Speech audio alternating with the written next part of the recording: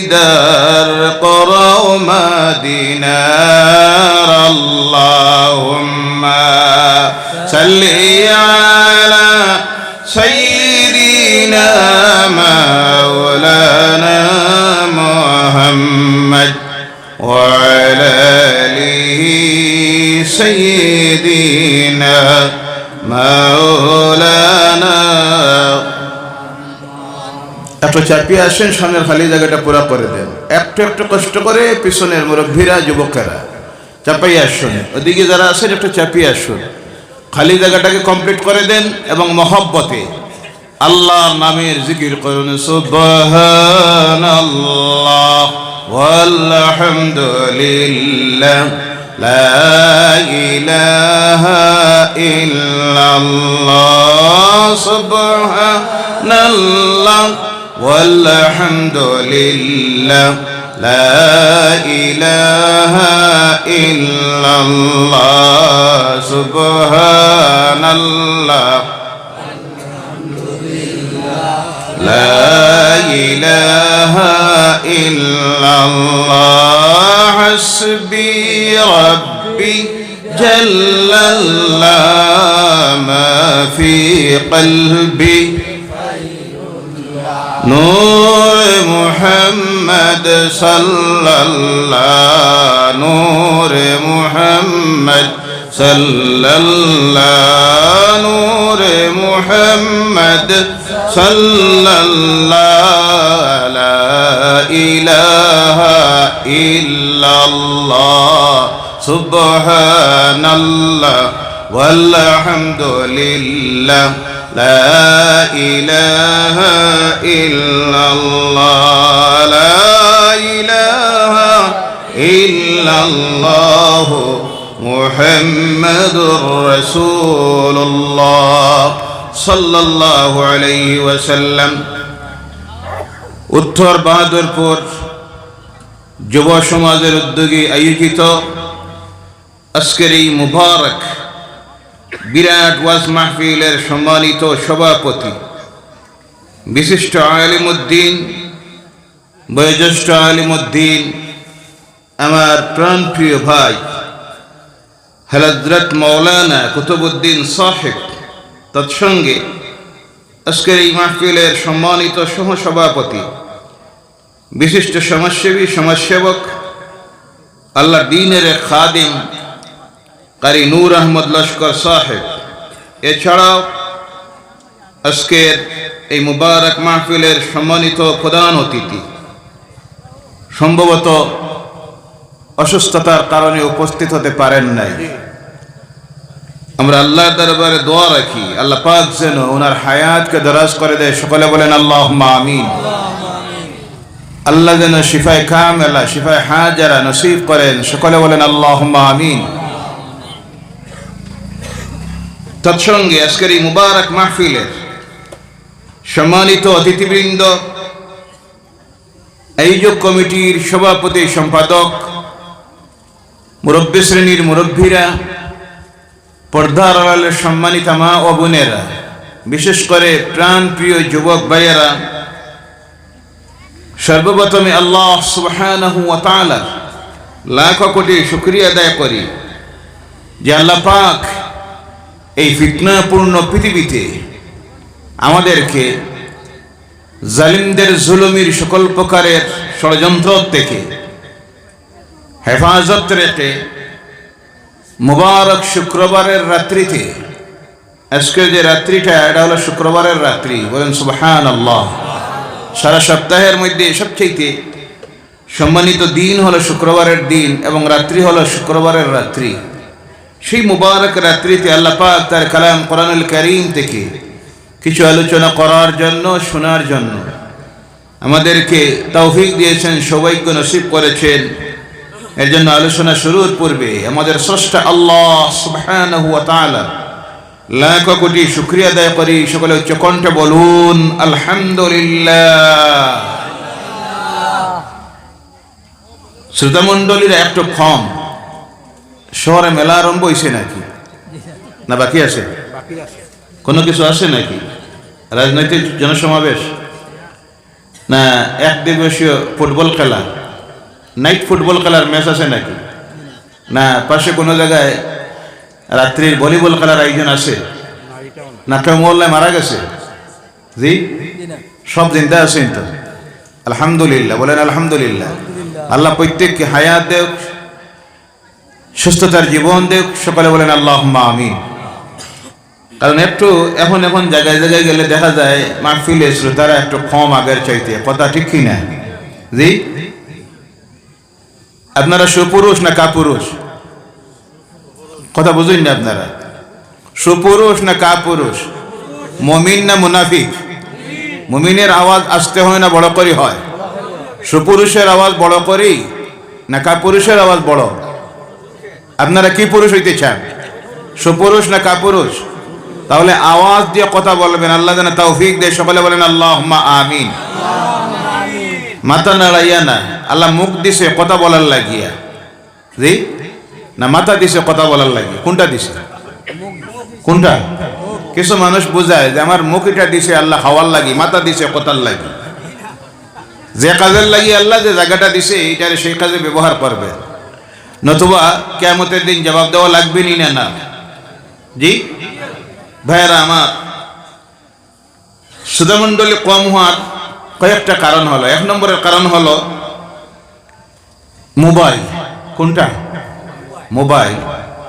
এ কথা আমি আগেও বলছি, আজকে আবারও বলছি। কিছু মানুষ আছে যারা মনে মনে ভাবে মাহফিলে গিয়ে এত কষ্ট করে যাওয়া, ঠান্ডায় বোয়া, এত প্রয়োজন নাই, ওয়াজ যা হইব লাইভের মাধ্যমে দেখা যায়, রেকর্ডকৃত আলোচনা ইউটিউবে শোনা যায়। আন্তর্জাতিক স্তরের বক্তা যারা, ইন্টারন্যাশনাল ইসলামিক স্কলার যারা, ডক্টরেট উপাধিপ্রাপ্ত যারা, তাদেরও বক্তব্য চার্জ করলে সব পাওয়া যায়। পাওয়া যায়নি না? না। তাহলে মাহফিলে যাওয়ার দরকার আছে? জি, আপনারা কি বলেন, যাওয়ার দরকার আছে না নাই? ইনসাফের সহিত বলুন তো, ঘরে বসে যারা আলোচনা শুনছে বা শুনলো, আর এখানে বসে মাহফিলে এসে আলোচনা শোনা দুটো সমান না বেশ কম আছে? দিন এবং রাত্রির ডিফারেন্স, বলেন সুবহানাল্লাহ। কারণ আপনারা এখানে যতক্ষণ বসে আছেন হয়ে গেছেন আল্লাহর মেহমান। কার মেহমান? আর ঘরে বসে যে বসে আছে সে তো তার বউর মেহমান। জি, কথা ঠিক না? আমরা কার মেহমান হতে চাই? সুবহানাল্লাহ, বলেন সুবহানাল্লাহ। যতক্ষণ এখানে বসে আছেন আল্লাহর জান্নাতের বাগানে, সুবহানাল্লাহ বললেন না? আপনার ঘরটা আল্লাহর জান্নাতের বাগান কখন হবে? জি ভাইরা আমার, তাছাড়াও যতক্ষণ আপনারা এখানে বসে আছেন আল্লাহর সৃষ্টির কুল মাখলুক আল্লাহর দরবারে দোয়া করতেছে, রব্বুল আলামিন এই যে সমস্ত তোমার বান্দা বান্দিরা, মুমিন মুমিনাত, মুসলিমিন মুসলিমাত, রাত্রির আরামের ঘুমটাকে হারাম করে দিয়ে সারা দিনের ব্যস্ততা বলে গিয়া, আগামী দিনের ব্যস্ততা আছে তা বলে গিয়া আল্লাহ তোমার কালামের আলোচনা শোনার জন্য, শিখার জন্য, জানার জন্য বসে গেছে। আমরা কুষ্টির কুল মাখলুক তুমি রব আল্লাহর কাছে দোয়া করতেছি, মাবুদ এদের জীবনের সমস্ত গুনাহগুলি তুমি মাফ করে দাও। সুবহানাল্লাহ, আস্তে কই সুবহানাল্লাহ কইলে নেকি না গুনাহ? কোন নেতা নাইয়া দেখতানি আওয়াজ দেওয়াইতাম কিলা? জি সুবহানাল্লাহ, আলহামদুলিল্লাহ, বলেন আলহামদুলিল্লাহ। আল্লাহর শুকরিয়া আদায় করতে গিয়ে সবচেয়ে উত্তমতম শব্দ হলো আলহামদুলিল্লাহ, বলেন আলহামদুলিল্লাহ। এর জন্য কোরআনুল কারীমকে আল্লাহ পাক নাজিল করতে গিয়ে প্রথম নাজিল করেছেন ইকরা। আর বর্তমান লিপিবদ্ধ যে কোরআন, যেটা আমরা তিলাওয়াত করি, এর প্রথমে তাসমিয়ার পরই যে শব্দ ব্যবহার করা হয়েছে, কোন শব্দ? এই তো সমস্যা, জানা নাই। কোন শব্দ জানা আছে? বর্তমান যে কোরআন জানা নাই, কারণ পড়া জানি না, জানলে তিলাওয়াত করি না। বর্তমান কোরআনুল কারীমের প্রথম শব্দ পড়ুন আমার সঙ্গে, আলহামদুলিল্লাহি রাব্বিল আলামিন। জোরে বলো আল্লাহু আকবার। আল্লাহ তার কালামকে শুরু করেছেন যে শব্দ দিয়ে, সেই শব্দ হলো আলহামদুলিল্লাহ। সুবহানাল্লাহ নাই? এর জন্য মুমিন যারা, কারা মুমিন যারা, তারা রোজ 5 বার, কম পক্ষে 5 বার তার রব আল্লাহর সামনে দাঁড়াইয়া আল্লাহর প্রশংসা বর্ণনা করে, শুকরিয়া আদায় করে, আল্লাহর গুণাবলী বর্ণনা করে, আল্লাহর সামনে দাঁড়াইয়া তারা তিলাওয়াত করে আলহামদুলিল্লাহি রাব্বিল আলামিন। জোরে বলো আল্লাহু আকবার। এর জন্য আল্লাহ পাক যত নামাজ পড়া হওয়ার সিস্টেম দুনিয়াতে আছে, দেওয়া হয়েছে, শুধু জানাজার নামাজ বাদ দিয়ে, যদিও এটাকে নামাজ বলা হয়, এটা আবার দোয়া, মাইয়তের জন্য কি দোয়া। বাকি যত নামাজ আছে, জোহরের নামাজ বলুন, আসরের নামাজ বলুন, মাগরিবের নামাজ বলুন, এশার নামাজ বলুন, উতিরের নামাজ বলুন, ফজরের নামাজ বলুন, ফরজ নামাজ হোক, সুন্নত হোক, সুন্নতে মুআক্কাদা হোক, গায়রি মুআক্কাদা হোক, নফল হোক, উতির হোক, চাশত হোক, ইশাক হোক, তারাবি হোক, তাহাজ্জুদ হোক, সালাতুল কুসুফ হোক, তাওবা হোক, সালাতুল ইস্তিসকা হোক, যত নামাজ আছে প্রতিটি নামাজের প্রতি রাকাতে বান্দা তার রবের সামনে দাঁড়াইয়া পড়তে হয় আলহামদুলিল্লাহি রাব্বিল আলামিন। জোরে বলো আল্লাহু আকবার। এর চাইতে বড় আল্লাহর শুকরিয়া আদায় করার আর শব্দ নাই। সুবহানাল্লাহ আছে, বিভিন্ন শব্দ আছে, কিন্তু 1 নম্বরে কোনটা? জোরে বলেন কোনটা? আলহামদুলিল্লাহ। এত কথা কোয়ার পরেও এখনো কথা বলতে আপনারা রাজি হন না। 1 নম্বরে কোন শব্দ? আলহামদুলিল্লাহি রাব্বিল আলামিন। আলহামদুলিল্লাহ কইলে নেকি হয় কতটুক। হাদিস শরীফের মধ্যে আসতেছে, আল্লাহর হাবিব সাল্লাল্লাহু আলাইহি ওয়াসাল্লাম বলছেন, আল্লাহর কোন বান্দা বান্দি, মুমিন মুমিনাত, মুসলিমাত যখন আল্লাহর শুকরিয়া আদায় করতে গিয়ে জবান দিয়ে বলে আলহামদুলিল্লাহ, সঙ্গে সঙ্গে আল্লাহ রাব্বুল আলামিন আকাশের নিচে আর জমিনের উপরের মধ্যবর্তী যে খালি জায়গা, ওই খালি জায়গাকে পরিপূর্ণ করতে গিয়ে যে নেকির প্রয়োজন হয়, সমান নেকি আল্লাহ তার মুমিন বান্দা বান্দির আমলনামার মধ্যে লিখে দেয়। এই ওয়াজ শোনার বাদে যদি এই হয় আলহামদুলিল্লাহর অবস্থা, তাহলে বোঝা যাচ্ছে আপনাদের হাব বাপ বেশ বালা না। জি যাইতা গিনি তো সামনের দিকে আইন না কেন? মনে মনে চিন্তা করতে এখন নামাজ রয়েছে, এখন না নামাজ দেরি আছে, আইন চাপি আসুন, আল্লাহর ওয়াস্তে চাপাই আসুন সামনের দিকে। না এখানে কোনো অসুবিধা থাকলে কয়নি, কেন অসুবিধা আছে নাকি? ধুলাবালি আছে নাকি? সামনাটা এটা তো অসুবিধা, এটা দিলা কেন? মানুষ বসতে অসুবিধা হয়, দিলেন কেন? এখন উঠাইলে আবার অসুবিধা হয়, রেখে দেন, এখন না।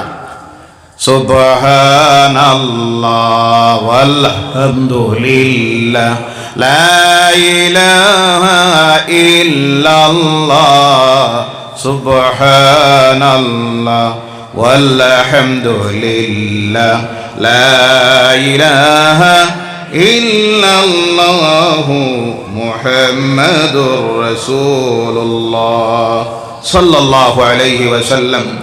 আপনাদের সামনে আল্লাহর কালাম কোরআনুল কারীমের 21তম পারা। কত পারা? কত নম্বর? 21তম পারার সূরা আনকাবুতের 45 নম্বর আয়াত তিলাওয়াত করেছি। এর উপরে সংক্ষিপ্ত আলোচনা রাখবো, যে আলোচনায় আমার আমলের উপরে আসর করে, হৃদয়ে আসর করে, কলবে আসর করে, আপনাদেরও হৃদয়ের মধ্যে আসর করে, কলবে আসর করে, দৈনন্দিন জীবনের, বাস্তবে জীবনের আমলের মধ্যে পরিবর্তন আসে, এমন কথাগুলি যাতে বলতে পারি গ্রহণযোগ্য তাফসীরের কিতাব থেকে, হাদিস থেকে, আল্লাহ পাক যেন তৌফিক দেয়। বলেন আল্লাহুম্মা আমিন। আল্লাহর কালাম কোরআনুল কারীম এমন এক কিতাব, যে কিতাবের মতো কোনো কিতাব কোনো কালে আল্লাহর জমিনের মধ্যে ছিল না, আজকেও নাই, কিয়ামত পর্যন্ত আর আসবে না। সুবহানাল্লাহ বলেন। এখন না এই ভলান্টিয়ার নাকি এখন আর না, এটা ডিউটির টাইম আছে, এখন আর না, রাখি দিন খালি। পরে যখন এসার নামাজ হবে তখন চেঞ্জ করে দিবেন বা উপরে বিছনার চাদর দিবেন, এখন না। ভাইয়েরা আমার, আল্লাহ পাক রব্বুল আলামিন তার এই কালাম কোরআনুল কারীম যখন নাজিল করলেন, এই আয়াতের শুরুর মধ্যে আল্লাহ পাক দুনিয়ার মানুষের প্রতি তার রাসূলের জবান দিয়ে আল্লাহ বলাইয়া দিতেছেন, আমার হাবিব উতুলু মা উহিয়া ইলাইকা মিনাল কিতাব। জোরে বলো আল্লাহু আকবার। তিলাওয়াত করুন, তিলাওয়াত করুন যা আপনার প্রতি নাজিল করা হয়েছে। বলে সুবহানাল্লাহ। অর্ডারটা কার? জোরে বলবেন কার? আল্লাহ। আল্লাহ তার রাসূলের প্রতি নির্দেশ দিতেছেন তিলাওয়াত করুন।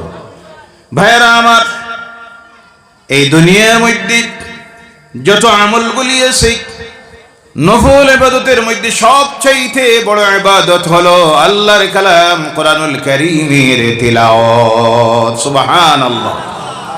ফরজ ইবাদতের মধ্যে এক নম্বরে হলো নামাজ। কোনটা? পড়ুন, না পড়ে আওয়াজ দিবেন কোনটা? আর মুসলমান যদি হয় না পড়িয়ে থাকতে পারবো? জি ভাইয়েরা আমার, দুইটা কথা আল্লাহ এখানে বলছেন। এক নম্বরে তার রাসূলের প্রতি নির্দেশ দিতেছেন, উতলু মা উহিয়া ইলাইকা মিনাল কিতাব ওয়া আকিমিস সালাত। আপনার প্রতি যা অবতীর্ণ করা হয়েছে আপনি তিলাওয়াত করুন, আবৃত্তি করুন, আর নামাজকে কায়েম করুন। কাম করলে নামাজ কি হবে? আকিমিস সালাত ইন্নাস সালাতা তানহা আনিল ফাহশাই ওয়াল মুনকার ওয়ালা যিকরুল্লাহিল আকবার। সূরা বলো আল্লাহু আকবার। এই নামাজকে যদি প্রতিষ্ঠিত করতে পারেন, এই নামাজ সকল প্রকারের অশ্লীলতা থেকে, পাপাচার থেকে, নোংরাহি থেকে মানুষকে হেফাজত করে নিবে। আর এই তিলাওয়াত আর নামাজই হলো সবচাইতে বড় আল্লাহর জিকির। বলো সুবহানাল্লাহ। কথাটা কার? এর উপরে সংক্ষিপ্ত আলোচনা রাখবো। ভাইয়েরা আমার, আল্লাহ তার রাসূলের প্রতি নির্দেশ দিলেন আপনি তিলাওয়াত করুন। এখনো নামাজ ফরজ হয় নাই। আল্লাহ রাসূল সাল্লাল্লাহু আলাইহি ওয়াসাল্লাম আল্লাহর কালামের তিলাওয়াত যখন শুরু করলেন, প্রতিদিন আয়াত যখন নাজিল হয় আল্লাহ রাসূল তিলাওয়াত করেন। যার কাছ থেকে শুনে তিলাওয়াত করতেন তিনি হলেন হযরত জিবরাইল আলাইহিস সালাম। এবার কি আপনি বলবেন জিবরাইল হলেন আমার রাসূলের উস্তাদ? বলো নাউযুবিল্লাহ। আজকে কত উঠেছে বিভিন্ন বাতিল ফিরকা সংগঠন পৃথিবীতে আজকে বাইর হচ্ছে, যারা মানুষের আকীদাকে নষ্ট করে দিয়া সিরাতে মুস্তাকিম থেকে সরাইয়া গুমরাহির রাস্তায় নিতেছে আর মানুষের ঈমানকে নষ্ট করতেছে। কিন্তু সহজ সরল মুসলমানেরা সেটা বুঝতে পারে না। তারা বাহ্যিক মানুষের বেশভূষা, লিবাস, দাড়ি, টুপি, পাঞ্জাবি, পাগড়ি, নামাজ এইসব দেখে অনেক সময় বিভ্রান্তিতে পড়ে যায়। আছে না নাই? ভাইয়েরা আমার, আজকে কথা বলতেছে আমার রাসূলের ইলমের চাইতে, জ্ঞানের চাইতে নাকি শয়তানের ইলম বেশি ছিল। বলেন নাউযুবিল্লাহ। আসতে বললেন, আর জোরে বলেন নাউযুবিল্লাহ। রাসূলের প্রতি মহব্বত আছে না নাই? এর জন্য আমাদের আল্লাহর নামের স্লোগানের পরই হলো রাসূলের স্লোগান। কার স্লোগান? কারণ আমরা এই বিশ্বাস করি আই লাভ মুহাম্মদ। সুবহানাল্লাহ বললেন না? আমরা ভালোবাসবো আল্লাহর পরে কারে? জোরে বলেন কারে? আরে কথা বলেন না আপনারা। আল্লাহর পরে ভালোবাসবো কারে? এটা হলো ঈমানের দাবি। কিসের দাবি? ঈমান তাকা যাওয়া নির্ভর করে যার উপরে, সেটা হলো রাসূলের মহব্বত। বলেন সুবহানাল্লাহ। ভাইয়েরা আমার, সেই কোরআন নাজিল হওয়া শুরু হলো, জিবরাইল এসে তিলাওয়াত করতেন। আল্লাহ রাসূল মাত্র একবার শুনতেন রাসূলের কণ্ঠস্থ হয়ে যাইত। বলে সুবহানাল্লাহ। আল্লাহ রাসূল বারবার তিলাওয়াত করে মুখস্থ করবেন, এটা আল্লাহর পছন্দ নয়। এর জন্য জিবরাইল যখন তিলাওয়াত করতেন আল্লাহ রাসূল শুনতে গিয়ে যখন তাড়াহুড়া শুরু করে দিতেন মুখস্থ করার জন্য, আল্লাহ আয়াত নাযিল করে দিল, লা তুহাররিক বিহি লিসানাকা লিতা'জালা বি ইন্না আলাইনা জামআহু ওয়া কুরআনা। বলো আল্লাহু আকবার। আপনি জিহ্বা লাড়ির প্রয়োজন নেই, তাড়াহুড়ার করার প্রয়োজন নেই। কোরআনটাকে আপনার হৃদয়ে, আপনার মুখ কণ্ঠস্থ করার জন্য আমি আল্লাহ একত্রিত করে দিব। বলো সুবহানাল্লাহ। এই জন্য আল্লাহ রসুল যখন শুনতেন একবার কয়বার সঙ্গে সঙ্গে কণ্ঠস্থ হয়ে যাইত, মুখস্থ হয়ে যাইত। কিন্তু মুখস্থ থাকার পরও আল্লাহ রসুল তিলাওয়াত করতেন। রাত যখন গভীর হতো, রাত্রিকে 3 ভাগ করে 2 ভাগ মাত্র আল্লাহ রসুল নামাজে দাঁড়াইয়ে যাইতেন। বলে সুবহানাল্লাহ। যে নামাজের নাম হলো তাহাজ্জুদের নামাজ, যে নামাজের নাম, কথা বলবেন, সূরা মুজাম্মিলের মধ্যে আল্লাহ বলছেন, ইয়া আইয়ুহাল মুজাম্মিল কুমিল লাইলা ইল্লা কালিলান নিসফাহু আও ইনকুস মিনহু কালিলা আও জিদ আলাইহি ওয়া রাত্তিলিল কুরআনা তারতিলা। এর পরবর্তী আয়াতে আল্লাহ বলে গিয়ে বলছেন রাত্রিকে, এই আয়াতে আল্লাহ বলছেন রাত্রিকে 1 ভাগ অথবা 3 ভাগ করে 1 ভাগের মধ্যে আল্লাহ রসুল যেন আল্লাহর কালাম কোরআনুল কারীমকে তিলাওয়াত করেন। ঠেরে ঠেরে দম নিয়ে নিয়ে আল্লাহ রসুল তিলাওয়াত করতেন। রাত্রি 2 ভাগ যাওয়া মাত্র 3য় ভাগে দাঁড়াইয়া যাইতেন আল্লাহর সামনে। যে নামাজ পড়তেন সেই নামাজের নাম হলো তাহাজ্জুদের নামাজ। সুবহানাল্লাহ। রসুল পড়তেন 6 ওয়াক্তের নামাজ। কয় ওয়াক্তের? তাড়াতাড়ি জবাব দিবেন। কয়? 6। উম্মতের কষ্ট হবে। তাহাজ্জুদ যদি ফরজ হয়ে যাইত পড়া লাগতো নি না? কিন্তু আল্লাহ কি ইহসান করেছেন, আল্লাহ ফরজ করে দেন নাই।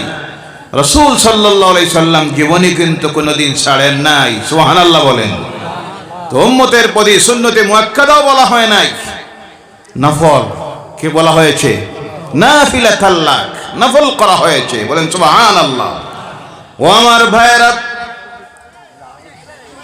আল্লাহ রাসূল সাল্লাল্লাহু আলাইহি সাল্লাম নামাজের মধ্যে দাঁড়িয়ে আল্লাহর কালাম কোরআনুল কারীমকে তিলাওয়াত করতেন। এই তিলাওয়াত রাসূল জীবনে তাহাজ্জুদের নামাজ একবারও ছাড়েন নাই। এর জন্য জেনে রাখবেন, আল্লাহর সঙ্গে যদি গভীর সম্পর্ক স্থাপন করতে হয় তাহলে এমন সময় তার বন্ধুর সঙ্গে আপনি ইবাদতে দাঁড়াইয়া কথা বলতে হবে যে এই সময়টা হলো রাত্রির শেষ প্রহর। সুবহানাল্লাহ। রাত্রির শেষ টাইম। সারা দুনিয়া যখন ঘুমিয়ে নিমজ্জিত, তখন আপনি দাঁড়িয়ে যান আপনার রবের সামনে। দোয়া কবুলিয়তের সবচেয়ে বড় সময় হলো শেষ রাত্রি। কোন রাত্রি? আর আমরার সবচেয়ে বড় ঘুমানির সময় হলো শেষ রাত্রি। মাথা চানা মিচা জি। গরমের দিন আইলে কয় সারা রাত গরমে ঘুমে ধরে না, রাত ফাইতে আস্তে আস্তে ধরে। এই ঘুম ধরায় কে জানা নাই? কোনটায়? কথা বলেন না। আল্লাহর নাম নিতেও রাজি না আপনারা, শয়তানের নাম রাতি নিতে না। খান নাম নিতাকে জি, ভগবানের না ঈশ্বরের? ভাইরা আমার, রাত্রি যখন শেষ সময় হয়, গরমের দিন আসলে বলে রাত্রির শেষ সময়ে ঘুমে ধরে, আর ঠান্ডার দিন আইলে ঘুমে ধরে শেষ রাইতে। কথা আসা না মিছা? কে ঘুমে ধরায়? শয়তান। তখন নাকের মধ্যে পেট্রোল ডালে। কোনটা? স্যালাইন লাগায় আর কয় ঘুমা। এটাই হলো শস্যে আরামের ঘুমের সময়। নাউযুবিল্লাহ বলেন। কিতাবের মধ্যে আসতেছে রাত্রি কি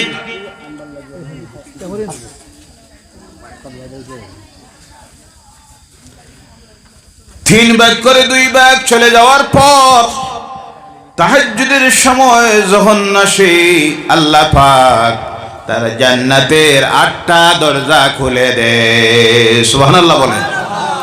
বেহেশত কয়টা জানা নাই? কয়টা জানাও নাই? ঢুকতে আবার কিলা? কয়টা? 8টা। কয়টা? দোজখ কয়টা? 7টা। কয়টা? 7টা। এই ওয়াজ মনে থাকবো। বেহেশত এখন পর্যন্ত মুসলমান জানে না। যারা লাই বেহেশত বানানি হয়েছে কয়টা এটাও জানা নাই। নাউযুবিল্লাহি মিন যালিক। কারণ আমরা তো এখন বেহেশতের খবর নাই, আমরা এখন দুজখের খবর নাই। আমরা এখন লবণ, ডাল আর কোনটা? চিনি জি। নাউযুবিল্লাহ বলেন। বাসে 13 টাকা। কত টাকা জি? কত বড় দুঃখাবাজি। কত টাকা বাসে?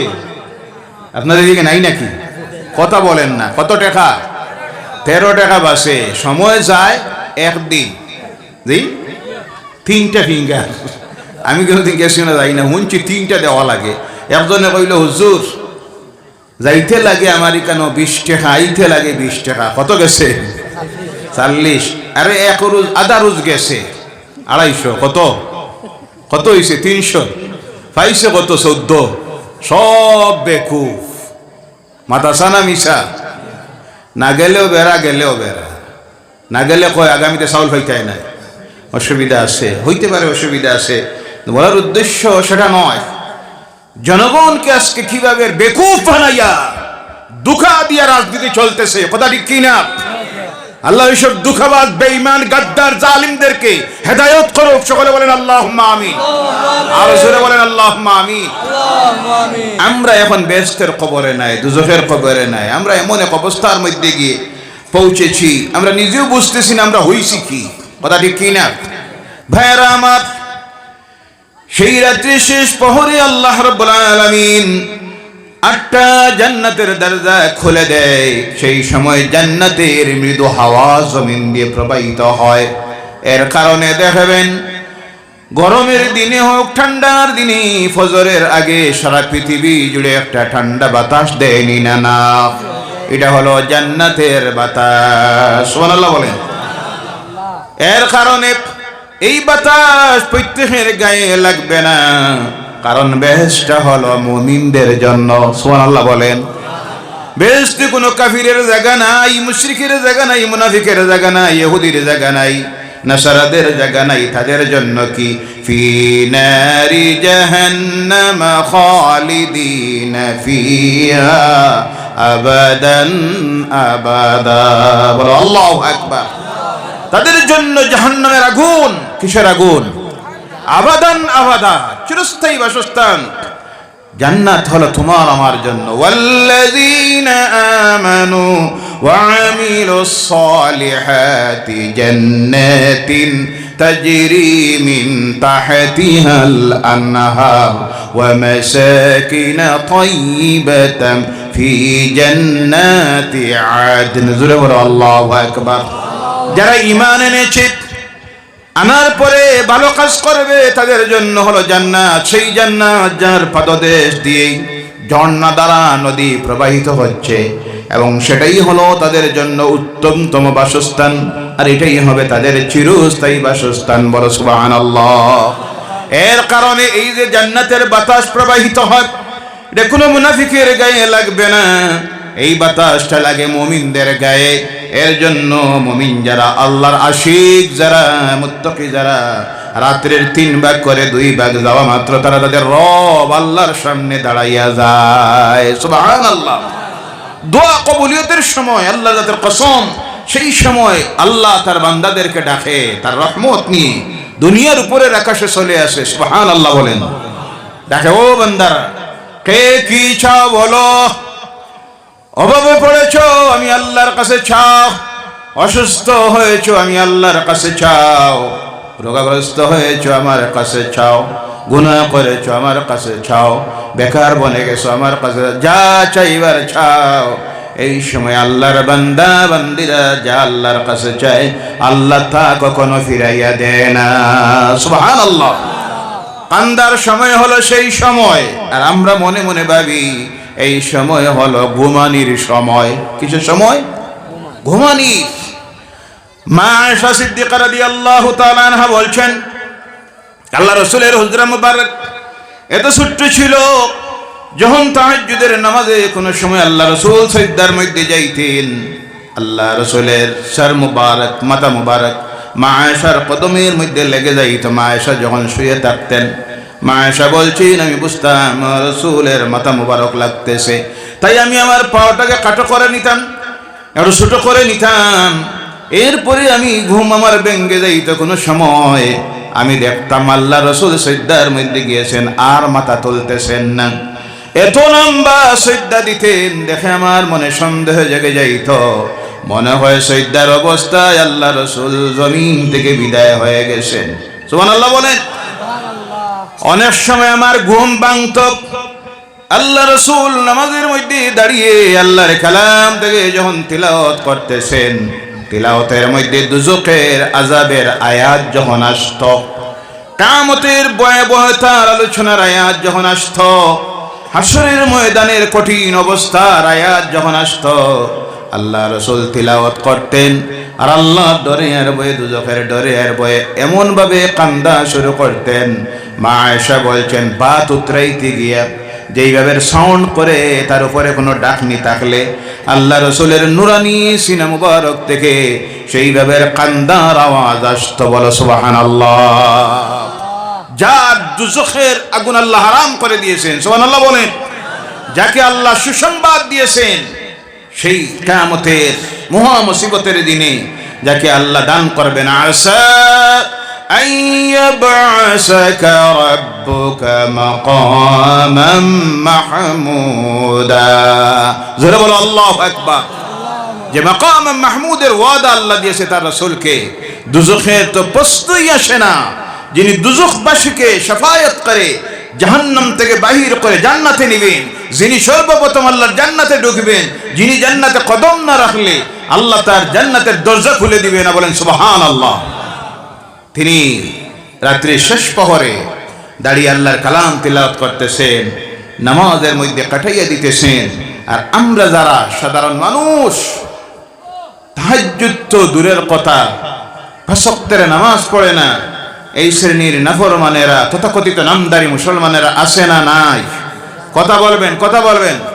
আপনাদের এলাকায় নাই, হাইলাখান দিতে নাই, মাশাআল্লাহ আলহামদুলিল্লাহ। না আছে? মাঝে মধ্যে আসে। এই কথা বুঝেন না আপনারা? আসে না নাই? আছে, সব জায়গায় আছে। এদের সংখ্যা বাড়তেছে না কমতেছে? জি, আপনাদের এলাকার কথাটা বলতে শরম লাগে নাকি? বাড়তেছে না কমতেছে? বাড়তেছে, সব জায়গায় বাড়তেছে।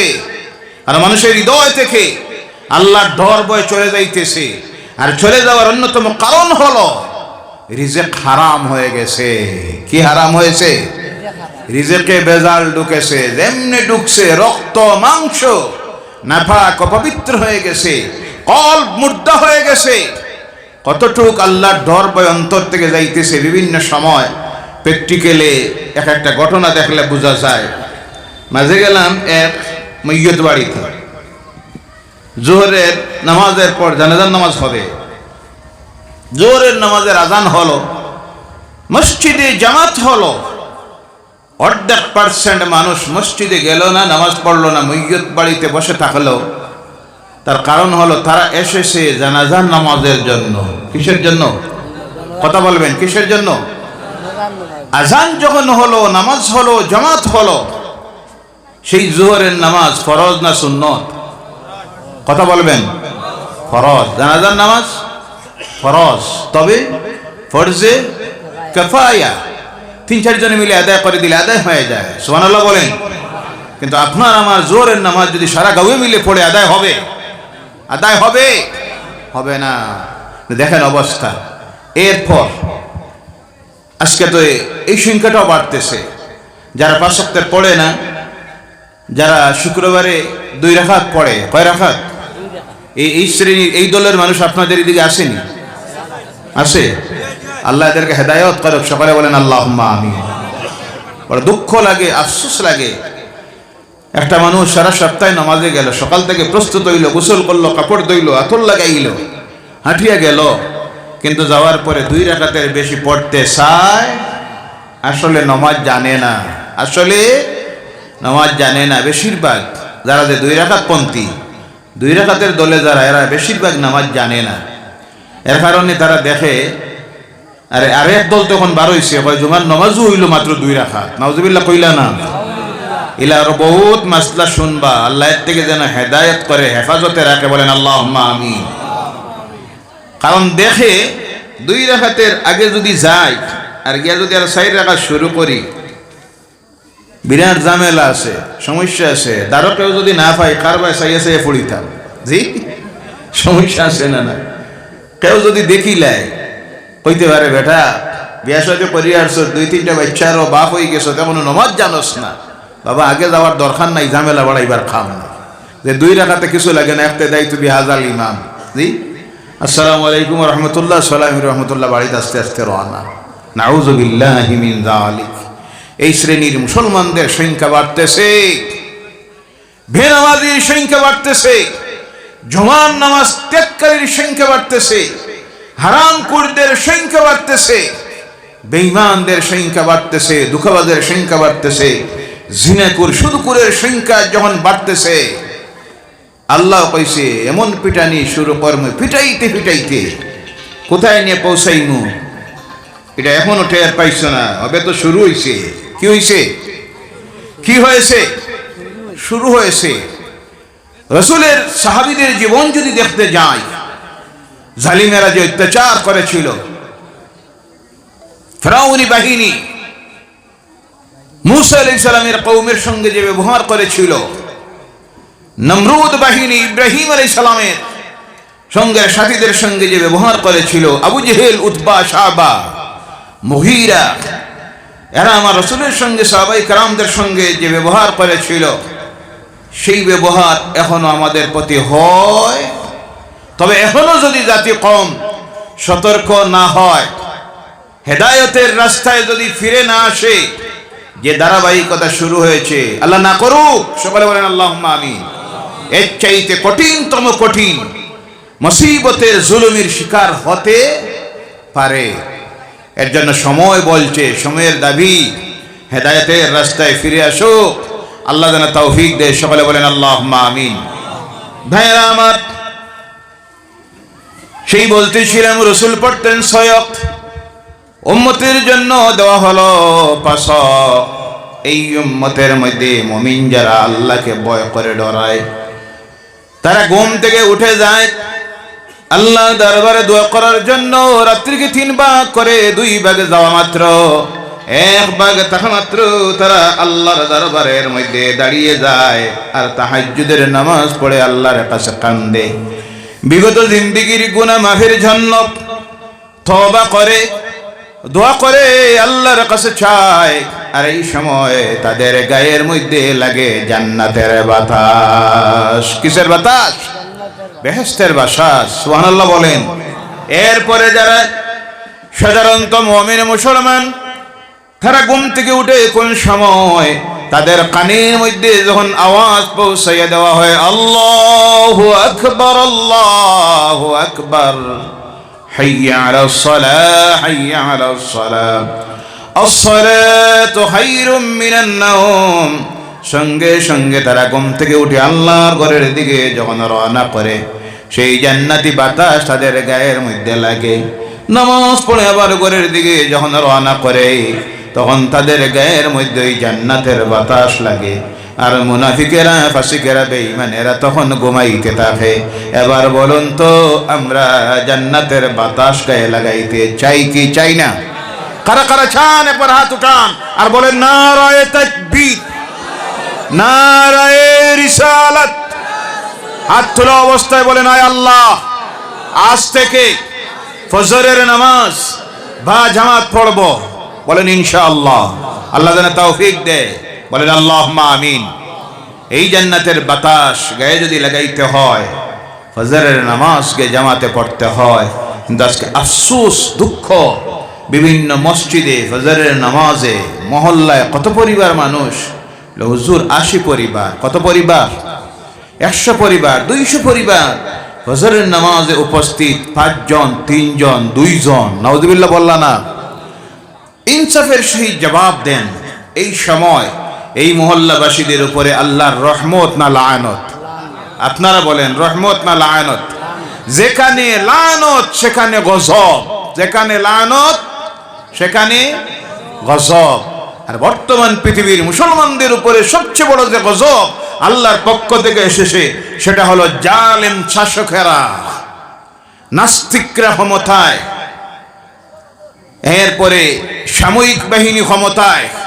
সিরিয়ার অবস্থা দেখেন, ইয়েমেনের অবস্থা দেখেন, ইরাকের অবস্থা, পাকিস্তানের অবস্থা, বাংলাদেশের অবস্থা। প্রতিটি মুসলিম রাষ্ট্রের মুসলমানদের অন্তর থেকে যখন আল্লাহর ধর্ময় চলে গেছে, আল্লাহর নাফরমানিতে নিমজ্জিত হয়েছে, গোটা মুসলিম জাহানের উপরে আল্লাহ নামদারি তথাকথিত নামদারি ইহুদিদের গোলামদেরকে ক্ষমতায় বসাইয়া দিয়া আল্লাহ পিটাইতেছে, কথা ঠিক কি না?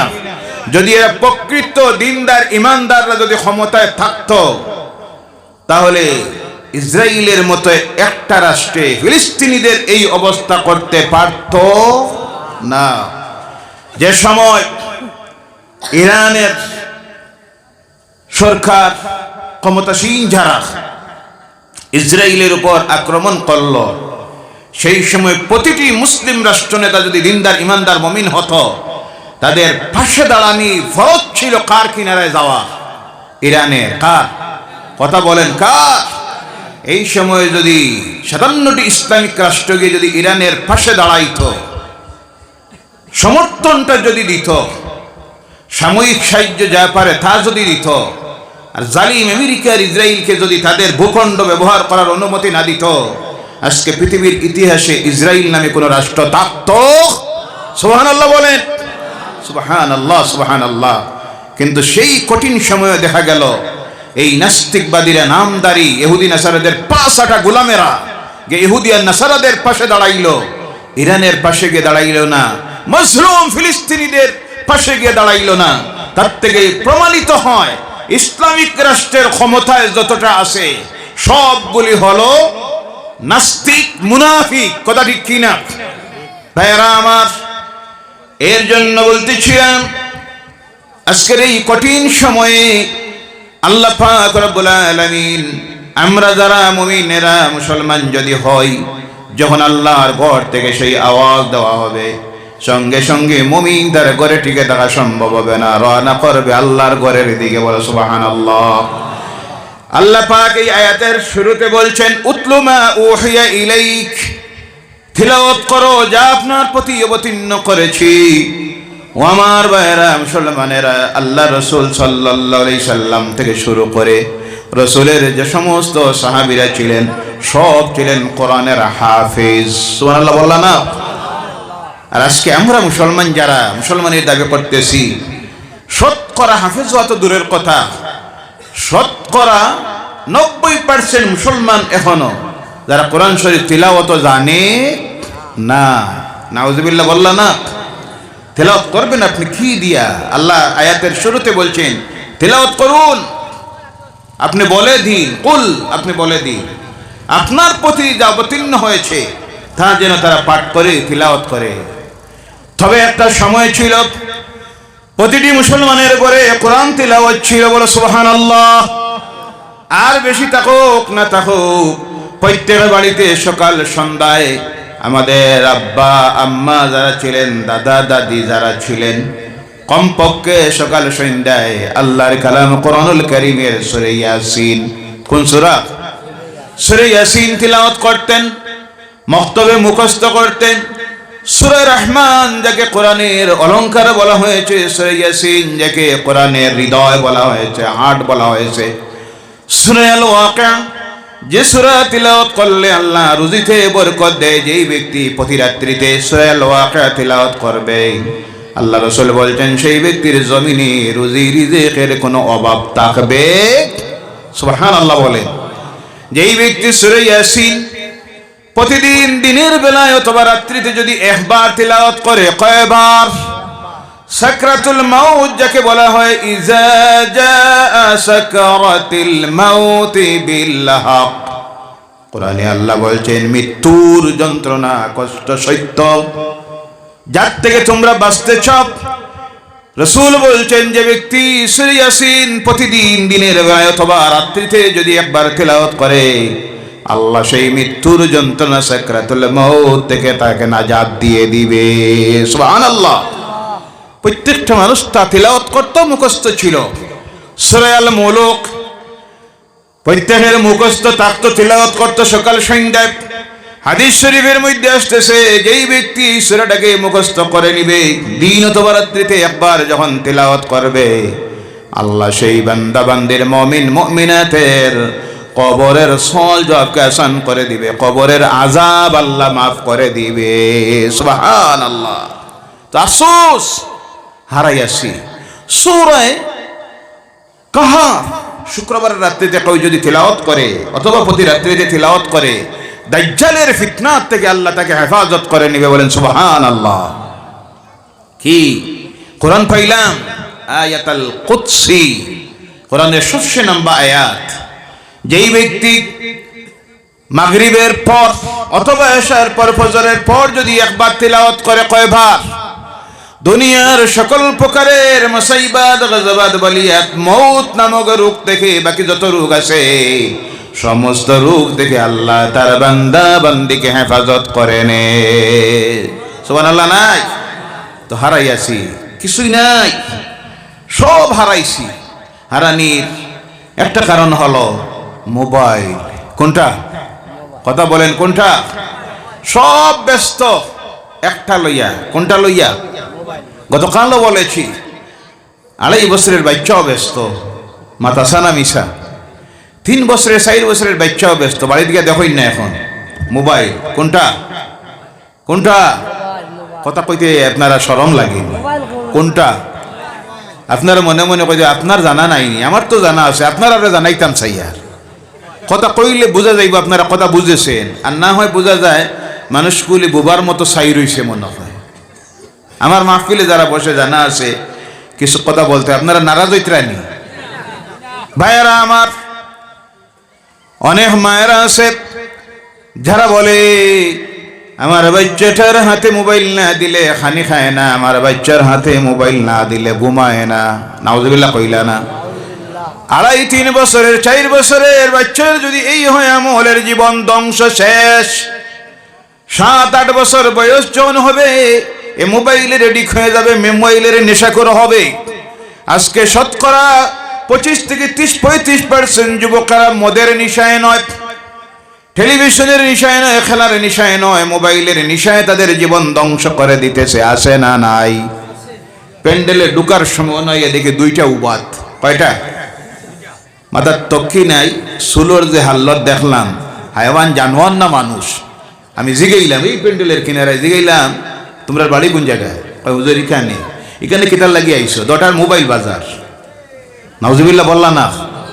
কত বড় দুঃসাহস! কারণ মা বাপ এই ট্রেনিং দিয়ে তুলছে। 2, 2.5, 3, 4 বছরের বাচ্চার হাতে মোবাইল দিছে, ট্রেনিং দিয়ে তুলছে। মাহফিল চলতেছে এইখানে, আর এই প্যান্ডেলের সামনে রাস্তায় ঢুকতে এইখানে মাত্র 2টা দাঁড়াইয়া মোবাইল বাজার। তো আমি বললাম বালা মনে করতে বাড়ি যাও, জ্ঞানে অসুবিধা আছে। এরপরে আস্তে আস্তে গেছে গিয়া, কিন্তু প্যান্ডেলে ঢুকছে না। নাউজুবিল্লাহ বলেন। শতকরা 30 থেকে 40% আমার সমাজের যুবকেরা 16, 18, 12 বছরের, 25 বছরের এই কাজে 24 ঘন্টা লিপ্ত আছে না নাই? যারা এই সময়ে বই নিয়ে বয়ার প্রয়োজন, সামনে ম্যাট্রিক পরীক্ষা, হায়ার সেকেন্ডারি পরীক্ষা, যারা কম্পিউটারে বয়ার দরকার, ল্যাপটপ নিয়ে বয়ার দরকার, তারা রাস্তার কিনারায় মোবাইল নিয়ে, এই জাতির ভবিষ্যৎ ধ্বংস হয়ে যাচ্ছে। এই সমাজের মানুষের মন মানসিকতা নষ্ট হয়ে গেছে। পৃথিবীর মানুষ যখন চিন্তা করতেছে উন্নতির, উন্নয়নের, জাতিকে কমকে টিকাইয়া রাখার, উন্নতির চূড়ান্ত শিখরে নেওয়ার, এই সময় এই সমাজের মানুষের চালচলন, বিশেষ করে পরবর্তী প্রজন্ম যারা উঠে আসতেছে, এদের অবস্থা দেখলে চিন্তা করতে হয়, আল্লাহ এই কমের ভবিষ্যৎ কি? কোথায় যাচ্ছে আজকে এরা? এদেরকে কি দিয়ে ফিরানি যায়? কি দিয়ে হেদায়েতের রাস্তায় না যায়? যাদেরকে দেখে পৃথিবীর পথহারা মানুষগুলি আল্লাহ দ্বীন গ্রহণ করেছিল, যাদের কাছ থেকে আদর্শ গ্রহণ করেছিল, আজকে এদের এই অবস্থা। তার কারণ হলো কোরআন পড়া জানি না, কোরআন পড়া জানলে তিলাওয়াত করি না, কোরআন বুঝি না, কোরআন থেকে দূরে সরে গিয়েছি। যাওয়ার বর্তমান সময়ের যাওয়ার 1 নম্বরের কারণ হলো মোবাইল। একজন মা সবচেয়ে বড় যে সমাজের পরিবারের দায়িত্ব নিত, যার হাতে নির্ভর করতেছে বাচ্চার ভবিষ্যৎ, এই মারও 24 ঘন্টা এক ডিউটি, ফেসবুক, কোনটা? ইউটিউব, এরপরে ইনস্টাগ্রাম, আরো যে কত আছে। নাউজুবিল্লাহ বলেন। বাপ দেখে, স্বামী দেখে, একটাবার বাধা দেয় না, জিজ্ঞাসা করে না তোমার নামাজ কোন সময়, তোমার ডিউটি মাগরিব পরে মোবাইল না বাচ্চারে নিয়ে বয়ার, স্কুলের পড়া, মক্তবের পড়া, রাত 9টা পর্যন্ত পড়াও। এবার তো সমঝাই দিলেইছে, নিজে নাই, প্রাইভেট শিক্ষক, এটা খারাপ নাই? তো মা তো এই দায়িত্ব নিতে পারে। একটা বাচ্চার সবচেয়ে বড় শিক্ষিকা হলো মা, শিক্ষক হলো বাপ, কথা ঠিক কিনা? ফজরের পর এই মা যদি বাচ্চাটাকে নিয়ে বসত, নির্দিষ্ট সময়ে ফজরের নামাজ পড়ে, বাপ যদি ফজরের নামাজ মসজিদে গিয়ে জামাতে পড়ত, আর ফজরের পরে গিয়ে যদি কোরআন তিলাওয়াত করত, যা জানা আছে তা তিলাওয়াত করুন। বেশি জানা নাই, সূরা আলাম তারা কাইফা ফাআলা রাব্বুকা বিআসহাবিল ফিল থেকে জানা আছে, প্রতিদিন তিলাওয়াত করুন। আর নিজের বাচ্চাটাকে কিনারায় বসান, দেখবেন এই তিলাওয়াতে মানুষের হৃদয় আসর করে। বলো সুবহানাল্লাহ। সবচেয়ে বেশি মানুষের হৃদয়ে যে জিনিসে গিয়ে আসর করে সেটা হলো আল্লাহর কালাম, কোরআনের তিলাওয়াত। আজকে বাড়িতে তিলাওয়াত নাই। হ্যাঁ, তিলাওয়াত আছে। বাপ মারা গেলে 40 দিন। কতদিন? মা মারা গেলে 40 দিন। আমি নিজে আবার না মেসা ভাইবা, আপনি পড়িবা, দুর্ভাগা, কপাল পোড়া। মেসাবে পড়িবা, ইমাম সাহেবে পড়িবা, ভালো কথা তো। তোমারে আওলাদ রাখিয়া গেল বাপে, 3টা ছেলে। আজ বাপ কবরে গেলা 40 দিন, তুমি কোরআন শরীফ পড়ো না, পড়া জানো না, নাউজুবিল্লাহ বলেন। এই আওলাদ রাখিয়া যাওয়ার কোনো দাম আছে? কথা বলবেন। আর না হয় বৎসরে একদিন দিলাম মাইক লাগাইয়া, সারা গাঁয়ে হুনো কোরআন তিলাওয়াত চলে। এটা নাজাইজ আবার না, নাজাইজ বলছি না। তিলাওয়াত হতে হবে প্রতিদিন, প্রত্যেক দিন। আপনি তিলাওয়াত করুন আপনার ঘরে আল্লাহর কালাম কোরআনুল কারীমকে। আপনার স্ত্রীকে বলুন তিলাওয়াত করার জন্য। আপনার ছেলে কলেজের ছাত্র, তিলাওয়াত জানে, তিলাওয়াত জানে, তাকে বলুন ফজরের নামাজ পড়ে তিলাওয়াত করার জন্য। মাগরিবের পর স্কুল কলেজের বই বাইর করবে, কম্পিউটারের সামনে বসবে, ল্যাপটপে গিয়ে বসবে। এর আগে ওই ল্যাপটপে কম্পিউটারে আল্লাহর কোরআন আছে না নাই? জোরে বলেন, আছে না নাই? তিলাওয়াত করুন, কারণ কোরআনের তিলাওয়াত যেখানে আল্লাহর রহমত সেখানে। সুবহানাল্লাহ বলেন। আল্লাহ রাসূল তিলাওয়াত করতেন, তিলাওয়াতে কি আসর করত? হাদিস শরীফে খুললে পরে দেখা যায় আল্লাহ রাসূল যখন দেখলেন মক্কায় প্রকাশ্যে আল্লাহর দ্বীনের দাওয়াত দেওয়া সম্ভব নয়, চতুর্মুখী আক্রমণ চলতেছে, সাহাবায়ে কেরাম রাস্তায় বাইর হওয়া সম্ভব নয়, জালিমেরা রাস্তায় পিঠায়। আজকে সেই জালিমরা আছে না নাই? কথা বলবেন। আবু জেহেল মারা গেছে, তার আওলাদ নতিন সারা জমিনে আছে, কিয়ামত পর্যন্ত থাকব। এই ধারাবাহিকতা শুধু আমার রাসূলের সময় নয়। ওয়ালাকাদ কুযিবাত রুসুলুম মিন ক্বাবলিকা ফাসাবারু আলা মা কুযিবু ওয়া উযু হাত্তা আতাহুম নাসরুনা। জোরে বলো আল্লাহু আকবার। আল্লাহ রাসূলের প্রতি যখন জুলুম অত্যাচার চলতেছে, রাসূলকে যখন মিথ্যাবাদী বলে গালি দিতেছে, পাগল বলে গালি দিতেছে, আল্লাহ আয়াত নাযিল করে বললেন, আমার রাসূল, আপনার আগে যারা নবীরা এসেছিলেন এইভাবে তারা তাদেরকে মিথ্যাবাদী বলেছে, গালি দিয়েছে, অত্যাচার করেছে। তারা তখন ধৈর্য ধারণ করেছেন। কি করেছেন? ধৈর্য ধারণ করেছেন। আপনিও ধৈর্য ধারণ করুন। তাদের প্রতি ধৈর্য ধারণ করার পর তাদের প্রতি আল্লাহর পক্ষ থেকে সাহায্য এসেছিল। বলে সুবহানাল্লাহ। আল্লাহ তার রাসূলকে সান্ত্বনা দিতেছেন, এ রাসূল আপনি মনোবল হারাবেন না। শুধু আপনি নির্যাতনের শিকার হচ্ছেন তা নয়, আপনার আগে আরো যত নবী এসেছিলেন, রাসূল এসেছিলেন, তাদেরকে এরা গালি দিছে, মিথ্যাবাদী, জাদুকর, এইসব গালি দিছে, অত্যাচার জুলুম করেছে। তারা ধৈর্য ধারণ করেছিলেন। এরপরে এসেছে আল্লাহর সাহায্য। সুবহানাল্লাহ বলেন। এর থেকে আমরা উদাহরণ সেটা শিখি। নবীরা নির্যাতনের শিকার হয়েছেন, রাসূলেরা হয়েছেন, আমার নবী হয়েছেন। আমরা যে নির্যাতন অত্যাচারের শিকার হচ্ছি সেটা হলো নবীদের সুন্নাত। সুবহানাল্লাহ বলেন। ইসলামের কারণে, কোরআনের কথা বলার কারণে, জালিমের বিরুদ্ধে কথা বলার কারণে যদি আপনি জেলে যান, সৌভাগ্য। বলেন সুবহানাল্লাহ। কারণ আপনি রাসূলের একটা সুন্নতের উপর আমল করেছেন। আমার রাসূল জেল কাটেছিলেন 3 বছর। কয় বছর? কয় বছর? নবীজি জেল কাটেছিলেন আল্লাহর দ্বীনের জন্য 3 বছর। তিনি শুধু মসজিদে নামাজ পড়াইতে আর মসজিদে বলে সুবহানাল্লাহ, আলহামদুলিল্লাহ, এই তার জীবন ছিল না। তার জীবন ছিল সংগ্রামী জীবন। কিসের জীবন? অন্যায়ের প্রতিবাদ করার জীবন ছিল। অন্যায়ের প্রতিবাদ করতে গিয়ে আজকে কেউ যদি কথা বলে এটারে রং দেওয়া হয়, তিনি জিহাদের ঘোষণা দিয়েছেন। বলেন নাউজুবিল্লাহ।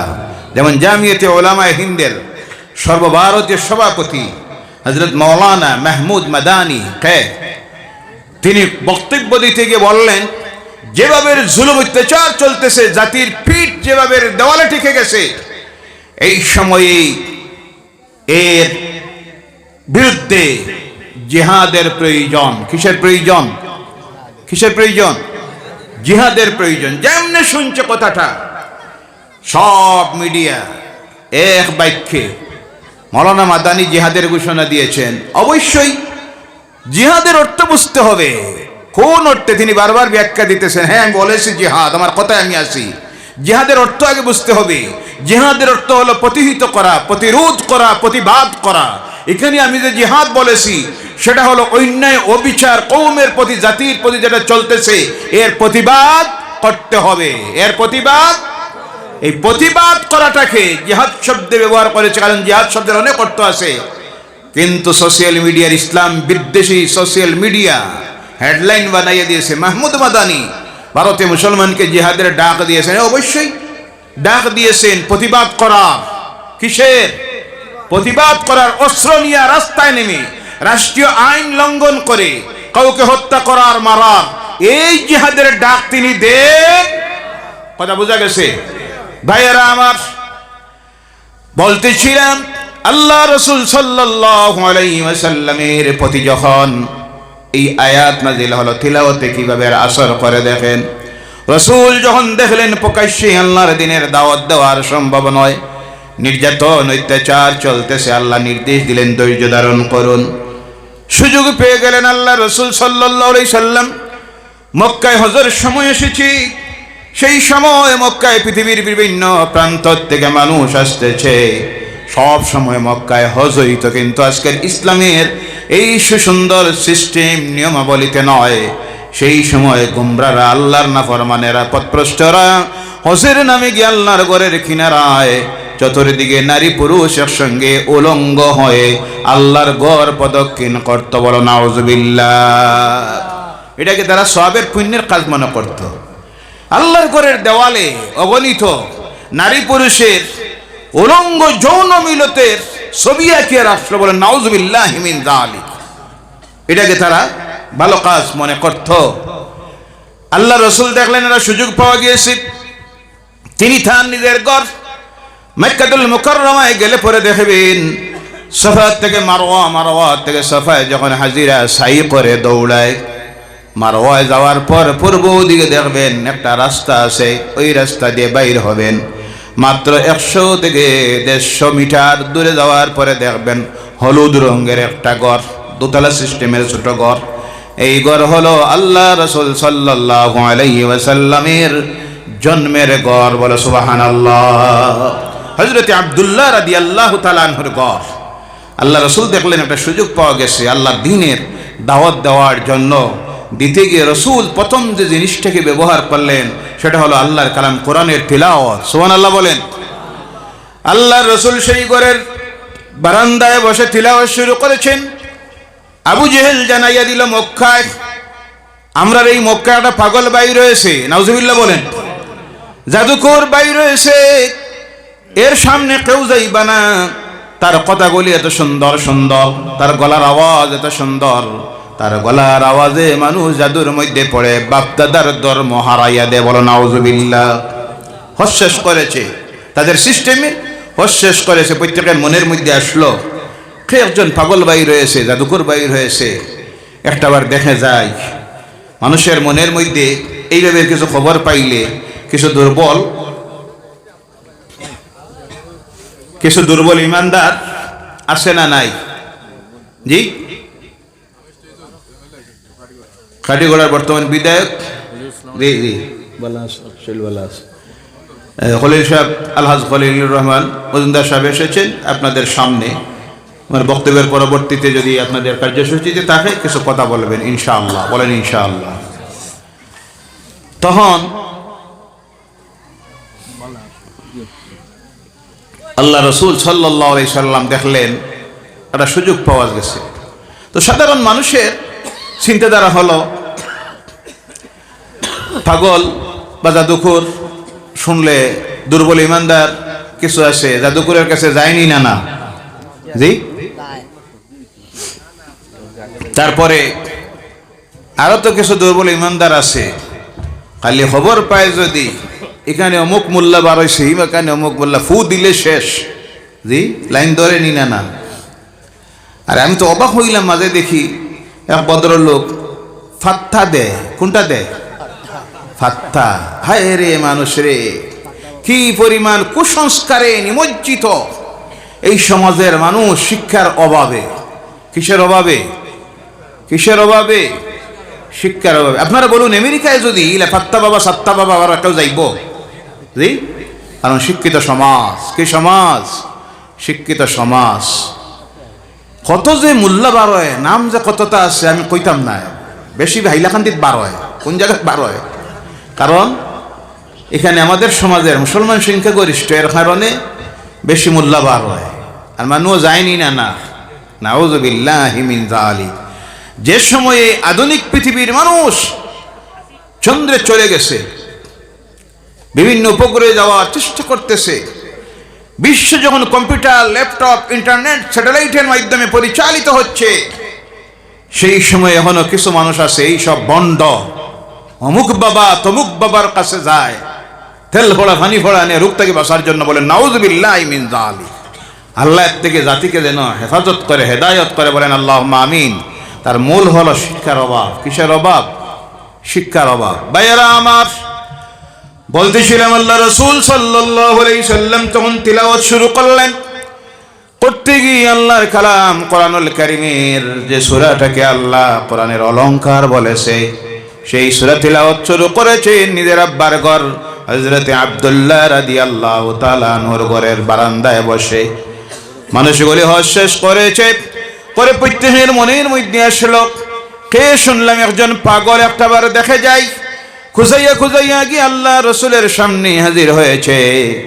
আল্লাহ রসুল সাল্লাল্লাহু আলাইহি সাল্লাম যখন তাদের সামনে তিলাওয়াত শুরু করলেন, বিসমিল্লাহির রহমানির রহিম, আর রহমান, পড়ুন, আর রহমান আল্লামাল কুরআন খালাকাল ইনসান আল্লামাহুল বায়ান الشمس والقمر بحسبان والنجم والشجر يسجدان والسماء رفعها ووضع الميزان ألا تطغوا في الميزان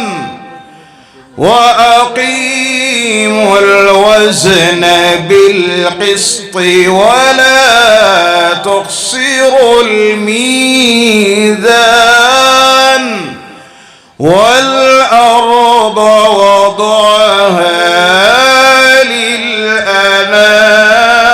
للأنام فيها فاكهة والنخل ذات الأكمام والحب ذو العصف والريحان فبأي آلاء ربكما تكذبان زرب الله أكبر এই তিলাওয়াত যখন আল্লাহ রাসূল সাল্লাল্লাহু আলাইহি সাল্লাম করতেছেন, এই পথহারা মানুষগুলি যারা সামনে এসে দাঁড়াইয়াছে, আল্লাহর কালামের তিলাওয়াত তাদের কলিজায়, হৃদয়ে, কলবে গিয়ে তীরের গুলির মতো আসার করল। বলে সুবহানাল্লাহ। পথহারা মানুষ চিন্তায় পড়েছে, শুনলাম মানুষটা পাগল, নতুন নতুন কথা বলে, এত সুন্দর কথা, এর চাইতে সুন্দর কথা তো আল্লাহর জমিনে হতে পারে না। বলে সুবহানাল্লাহ। শুধু মানুষ কেন, যে কোরআনের তিলাওয়াত শুনে জিন জাতি আল্লাহর দ্বীন গ্রহণ করেছিল। বলে সুবহানাল্লাহ। মক্কাতুল মুকাররমায় গেলে পরে দেখবেন জান্নাতুল মুআল্লা কবরস্থানে যাওয়ার সময় রাস্তার মধ্যে একটা মসজিদে পড়ে, যেই মসজিদের নাম হলো মসজিদে জিন। কোন মসজিদ? মসজিদে জিন। এই মসজিদে কি জিনেরা নামাজ পড়ে? এই মসজিদ সেই মসজিদ। আমার রাসূল তাইফ থেকে ফেরার পথে আক্রান্ত হয়ে আসলেন। এই জায়গায় আসার পরে দুর্বল ক্লান্ত, মক্কায় যাওয়া সম্ভব নয়, বেশি দূরে আজকে মক্কা নয়, মক্কার সিটি তো এখানে হয়ে গেছে। রাত্রিতে সেখানে রাত্রি যাপন করলেন। ঈশা নামাজের সময় হয়েছে, দাঁড়াইয়া আল্লাহর কালামে কোরআন তেলাওয়াত শুরু করেছেন। পাশ দিয়ে যাইতেছিলেন 70 জন জিন সর্দার। কতজন? 70 জন জিন সর্দার যাইতেছিল। আল্লাহ রাসূলের তিলাওয়াতের আওয়াজ শুনে বসে গেছে। রাসূলের নামাজ যখন শেষ হলো, জিজ্ঞাসা করে, ইয়া রাসূলুল্লাহ সাল্লাল্লাহু আলাইহি সাল্লাম, আপনি কি পড়তেছিলেন? আবার পড়ুন। আল্লাহ রাসূল জিজ্ঞাসা করেন, আপনারা কারা? তারা বলল, আমরা মানুষ নই, আমরা হলাম জিন্নাতের সর্দার। সুবহানাল্লাহ বলেন। 70 জন জিন সর্দার আমরা রাস্তা দিয়ে যেতেছিলাম, আপনার তিলাওয়াত শুনে আকৃষ্ট হয়ে আমরা বসে গেছি, আবার পড়ুন। আল্লাহ রাসূল তিলাওয়াত শুরু করলেন। সেই দিন এই জায়গায় 70 জন জিন সর্দার আল্লাহ রাসূলের হাতের মধ্যে হাত রেখে পড়েছিল, লা ইলাহা ইল্লাল্লাহু মুহাম্মাদুর রাসূলুল্লাহ সাল্লাল্লাহু আলাইহি সাল্লাম। যার কারণে এই জায়গায় আজকে মসজিদ হয়েছে, যে মসজিদের নাম হয়ে গেছে মসজিদে জিন। সেই ঘটনা স্মৃতি রক্ষার্থে, যে ঘটনাকে আল্লাহ পাক কোরআনুল কারীমের মধ্যে উল্লেখ করেছেন, আর এই ঘটনাকে উল্লেখ করার জন্য আল্লাহ তার কালাম কোরআনের একটা সূরার নাম রেখে দিয়েছেন, সূরা জিন। সুবহানাল্লাহ বলেন। কোরআনে একটা সূরা আছে, সূরার নাম হলো সূরা জিন। এর আরম্ভণীর মধ্যে আল্লাহ সেই ঘটনাকে উল্লেখ করে গিয়ে বলছেন, কুল উহিয়া ইলাইয়া আন্নাহু ইসতামা'a নাফারুম মিনাল জিন্নি ফাকালু ইন্না সামি'না কুরআনান আজাবা। জোরে বলো আল্লাহু আকবার। জিন্নাতেরা এই কোরআনের তেলাওয়াত শুনে বলেছিল, ইন্না সামি'না কুরআনান আজাবা, আসানক অদ্ভুত কোরআন শুনলাম আমরা। সুবহানাল্লাহ সুবহানাল্লাহ। কোরআনের তিলাওয়াত শুনে জিন্নাতেরা আল্লাহ দ্বীন গ্রহণ করলো। পথহারা মানুষগুলি যারা রাসূলের সামনে ছিল, কোরআন তিলাওয়াত শুনে আল্লাহ দ্বীনকে গ্রহণ করলো। আজকে সেই কোরআন শতকরা 90% মুসলমান তিলাওয়াত জানি না। কোরআনের এই আয়াত যে তিলাওয়াত করেছিলাম, আমার নির্ধারিত সময় শেষ হয়ে যাচ্ছে, আপনাদের দাওয়াতি মেহমান এসে বসে গেছেন, তাই আলোচনাকে দীর্ঘ করব না, শেষ করে দিব সামান্য সময়ের ভিতরে। সুবহানাল্লাহ ওয়ালহামদুলিল্লাহ ওয়া লা ইলাহা ইল্লাল্লাহ। সুবহানাল্লাহ আলহামদুলিল্লাহ লা ইলাহা ইল্লাল্লাহ। সুবহানাল্লাহ ওয়ালহামদুলিল্লাহ লা ইলাহা ইল্লাল্লাহ। সুবহানাল্লাহ আলহামদুলিল্লাহ লা ইলাহা ইল্লাল্লাহ। তাকবান দিগা সুবহানাল্লাহ ওয়ালহামদুলিল্লাহ লা ইলাহা حسبي ربي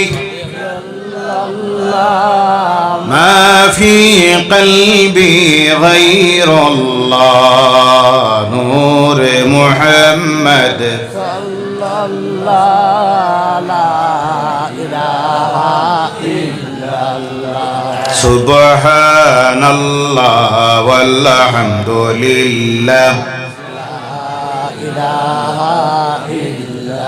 لا إله إلا الله لا إله إلا الله لا إله إلا الله محمد رسول الله صلى الله عليه وسلم।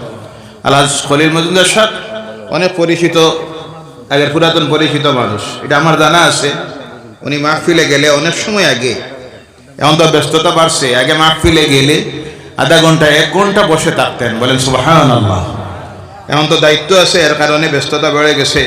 এজন্য বেশি সময় ওনার নষ্ট করতে আমি যাব না, ওনাকে কিছু সময়ের ভিতরে সুযোগ দিয়ে দিব ইনশাআল্লাহ, বলেন ইনশাআল্লাহ। তবে উনি বলছেন আমার অসুবিধা নাই, কিন্তু আমরা তো বুঝি ওনাদের কিছু ব্যস্ততা আছে না নাই। বর্তমান তো বিধায়ক, বিভিন্ন ব্যস্ততা আছে, এই জন্য কিছু সময়ের পরে আপনাদের সামনে কিছু কথা বলবেন ইনশাআল্লাহ, বলেন ইনশাআল্লাহ। বলতেছিলাম আল্লাহ পাক তার কালামের প্রথম যে আয়াতে প্রথম বলেছেন তিলাওয়াত করো, রাসূল আপনি বলে দিন তারা যেন তিলাওয়াত করে আপনার প্রতি যা অবতীর্ণ হয়েছে তার উপরে আর কি করুক, আকিমিস সালাত। 2 নম্বরে যে কাজটা করুক তারা, সেটা হলো নামাজকে প্রতিষ্ঠিত করুক। ঈমানের পর যে কাজটা করতে হবে তার নাম হলো নামাজ। তার নাম, আওয়াজ করে বলেন, তার নাম ভাইয়েরা আমার।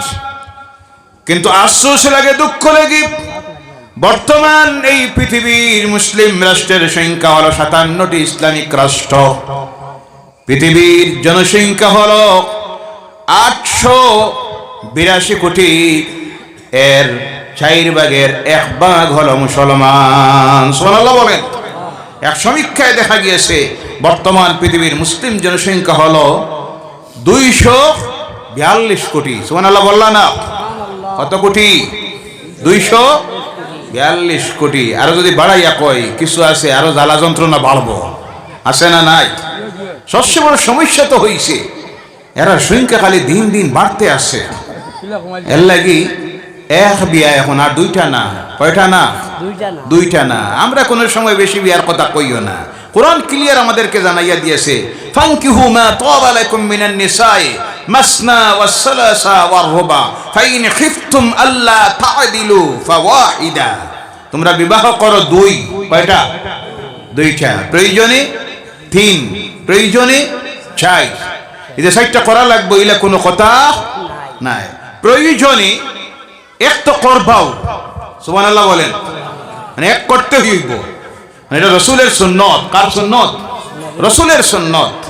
আল্লাহ রাসূল বলছেন নিকাহু মিন সুন্নতি ফামান রাগিবা আন সুন্নতি ফালাইসা মিন্নি। বিবাহ করা আমার সুন্নাত, যে বিবাহকে অস্বীকার করলো সে আমার সুন্নাতকে অস্বীকার করলো সে আমার উম্মতি নয়, বলে নাউযুবিল্লাহ।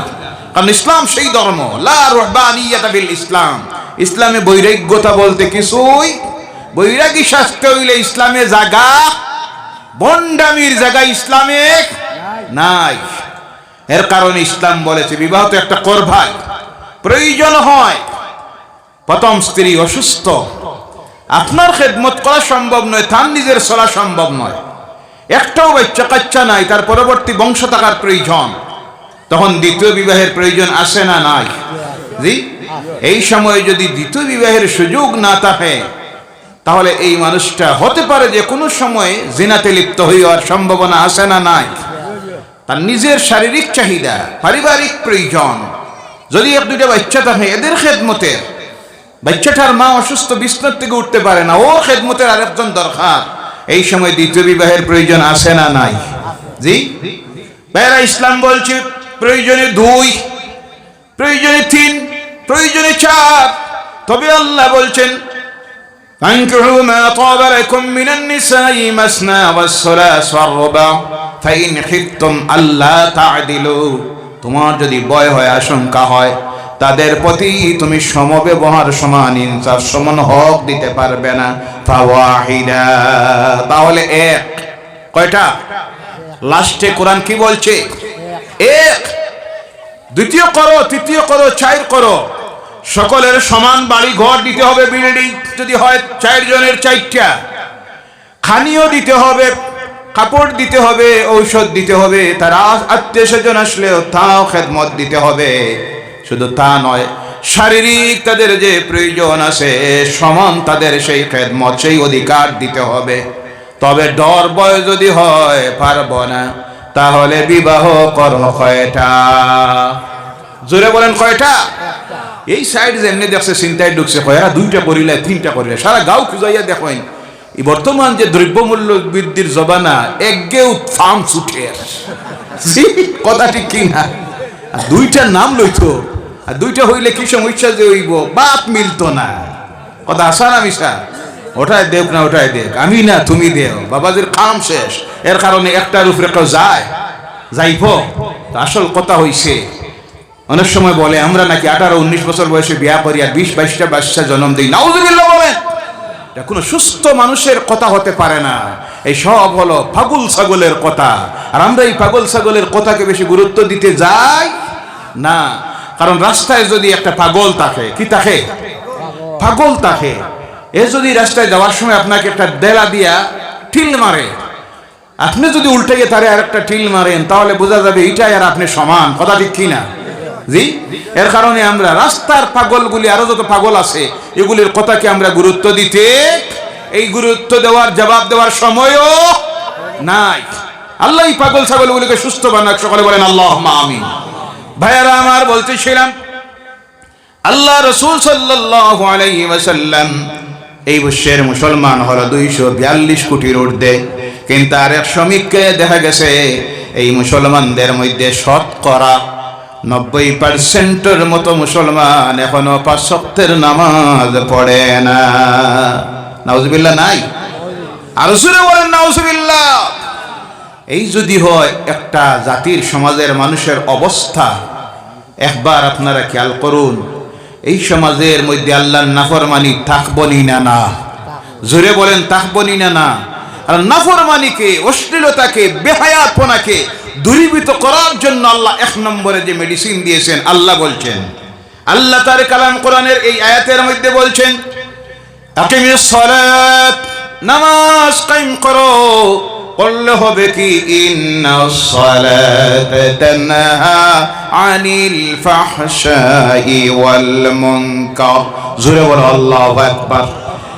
এই নামাজ যদি প্রতিষ্ঠিত করো, প্রকৃত যদি নামাজি হয়ে যাইতে পারো, সমাজের প্রতিটা মানুষকে, নরনারীকে, যুবক যুবতীদেরকে, ছাত্র ছাত্রীর থেকে শুরু করে প্রত্যেককে যদি প্রকৃত নামাজি বানাইয়া দিতে পারো, সমাজে যদি নামাজকে প্রতিষ্ঠিত করতে পারো, এই নামাজ এই সমাজের সকল প্রকারের অশ্লীলতা, আল্লাহর নাফরমানির কাজ সমস্ত দূরীভূত করে দিবে। বলো সুবহানাল্লাহ। নামাজ প্রতিষ্ঠিত করুন প্রতিটি ঘরে ঘরে, সমাজে, মহল্লায়। যখন এই দুঃসময় এসেছে, জাতিকে হেদায়েতের রাস্তায় আনার প্রয়োজন, আমরা সেই সময়ে হেদায়েতের রাস্তায় আসতেছি না, বরং উল্টা আল্লাহর নাফরমানির দিকে আরো যাইতেছি। যত দিন যাইতেছে নাফরমানির দিকে যাইতেছি। কঠিন সময়, পরিস্থিতি বড় খারাপ, জাতির কওমের একেবারে পিঠ দেওয়ালে ঠেকে গেছে, আর যাওয়ার জায়গা নাই। এই কঠিন সময়ে আল্লাহর সাহায্য যদি পাইতে হয়, আল্লাহর নাফরমানির থেকে জাতিকে, কওমকে হেদায়েতের রাস্তায় আসতে হবে। আর হেদায়েতের রাস্তায় আসতে গিয়ে প্রথম যে আমলটাকে তৈরি করতে হবে সেটা হলো নামাজ। সেটা হলো কোনটা? আর ইবাদতের মধ্যে সবচেয়ে বড় যেটা ইবাদত, ফরজিয়তের মধ্যে সেটা হলো নামাজ। আর নফলের মধ্যে সবচেয়ে বড় হলো আল্লাহর জিকির। আর এই জিকির দিয়ে শুধু লা ইলাহা ইল্লাল্লাহ, আল্লাহ আল্লাহ, এটা তো জিকির, কিন্তু কোরআন তেলাওয়াত হলো জিকির। কোরআন তেলাওয়াত জিকির। এর কারণে আমার ভাইরা, যুবকেরা, মুরব্বীরা, প্রত্যেকের প্রতি আমার করজোরে অনুরোধ, ঈমান এনেছি আমরা সৌভাগ্যবান জাতি। ঈমান আনার পরে আল্লাহর পক্ষ থেকে যে ফরজগুলি আমাদের প্রতি নির্দেশ দেওয়া হয়েছে, সকলের প্রতি সমান নির্দেশনা নয়। ধনসম্পদ আল্লাহ যাদেরকে দিয়েছেন তাদেরকে আল্লাহ বলছেন বৎসরে একবার নিসাব পরিমাণ মাল যদি হয়, সাহেবুন নিসাব হয়ে যায়, যাকাত দাও। জীবনে একবার আল্লাহর বাড়িতে, আল্লাহর ঘরে যাও। ওয়ালিল্লাহি আলান নাসি হিজ্জুল বাইতি মান ইসতাতা ইলাইহি সাবিলা। শারীরিক আর্থিক সামর্থ্য যদি থাকে তাহলে তোমরা আল্লাহর ঘরে সফর করো, সেখানে গিয়ে হজ করো। জীবনে কয়বার? কথা বলেন কয়বার? বৎসরে যাকাত কয়বার? তাড়াতাড়ি বলেন কয়বার?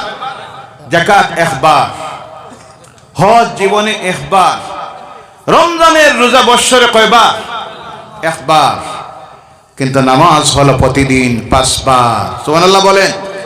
নামাজ রোজ কয়বার? আমরা হজও করি, যেটা জীবনে একবার, যেটা আল্লাহ জীবনে বলেছেন একবার ফরজ।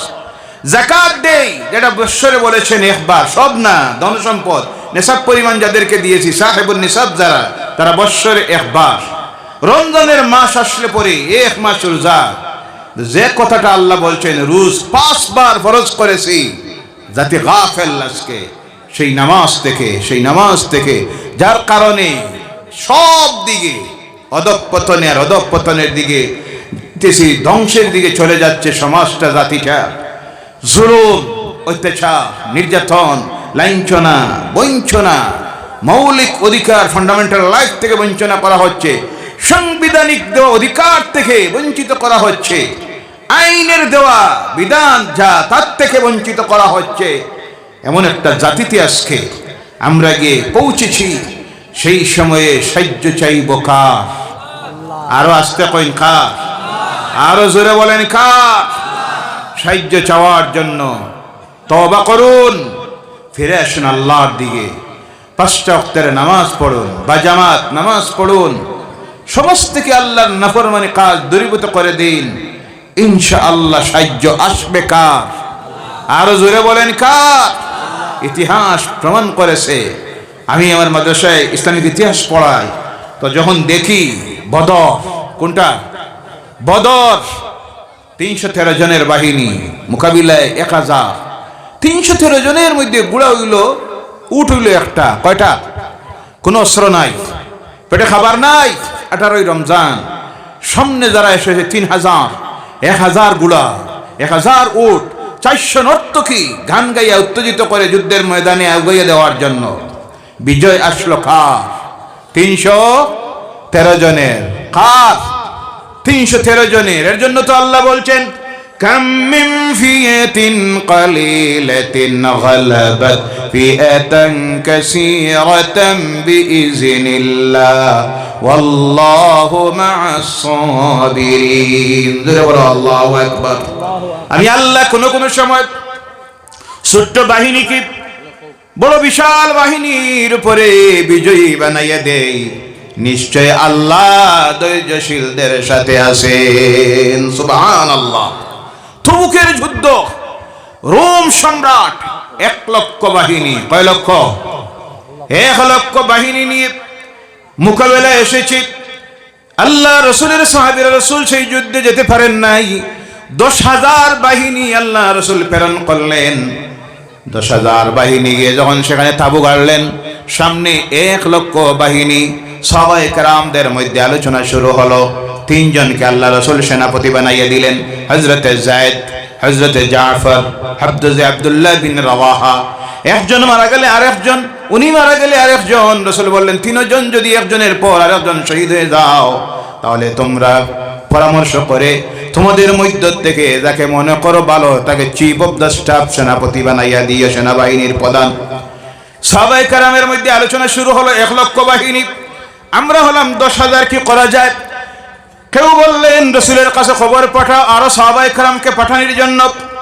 কেউ পরামর্শ দিলেন চলো ফিরে যাই, মোকাবিলার প্রয়োজন নেই। হযরত জাফর সাদিক রাদিয়াল্লাহু তাআলা আনহু দাঁড়িয়ে বললেন, ও আল্লাহ রসুলের সাহাবীরা, এই দুনিয়ায় তো আমরা এসেছি মুমিন, দুনিয়ায় আসার আমাদের তো টার্গেট হলো একটা, আল্লাহর জান্নাত। কোনটা? এই ময়দানে যদি আমরা মরে যাই অসুবিধা নাই, লাভ আল্লাহর জান্নাত পাবো। বলে সুবহানাল্লাহ।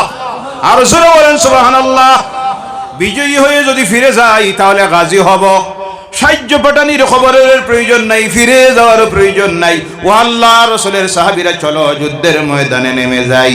হযরতে যায়েদ শহীদ হয়ে গেলেন, জাফর সেনাপতির দায়িত্ব নিলেন, তিনিও শহীদ হয়ে গেলেন। এবার হযরতে আব্দুল্লাহ বিন রাওয়াহা জান্ডা হাতে নিলেন, তিনিও শহীদ হয়ে গেলেন।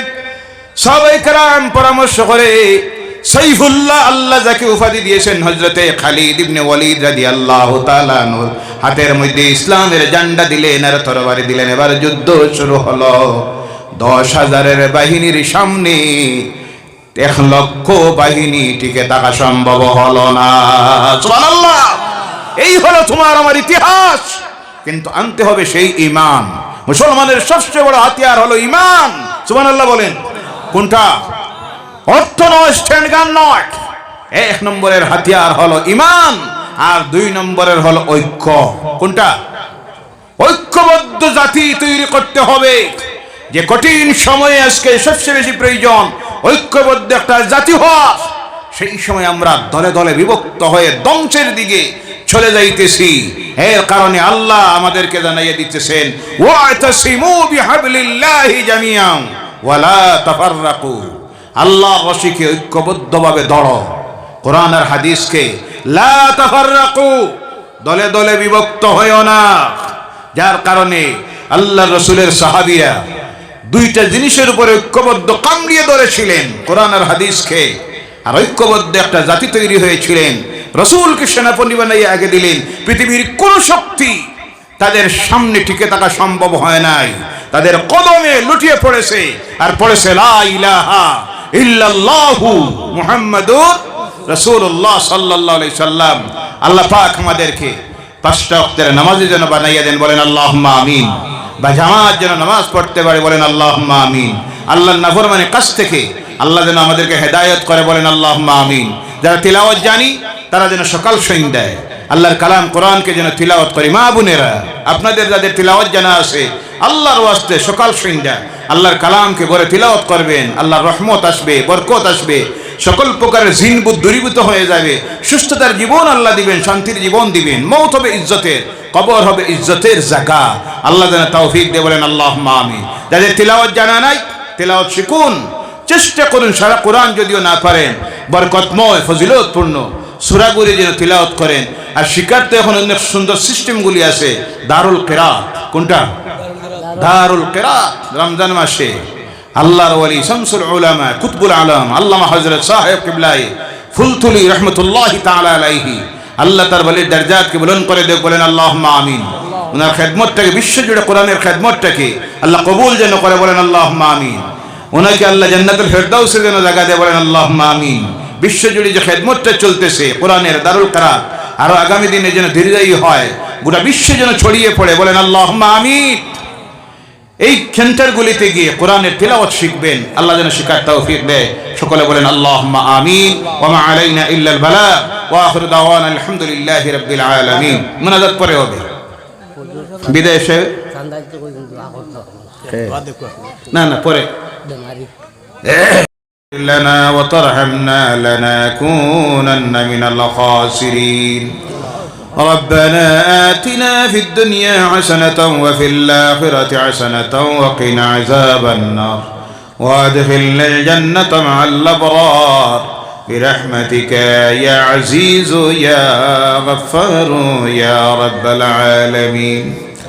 اللهم لا تقتلنا بغضبك ولا تهلكنا بعذابك وعافينا قبل ذلك.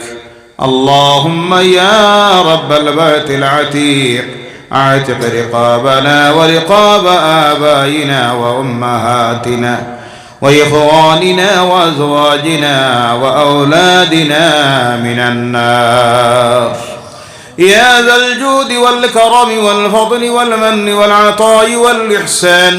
اللهم احسن عاقبتنا في الأمور كلها وأجرنا من خزي الدنيا وعذاب الآخرة.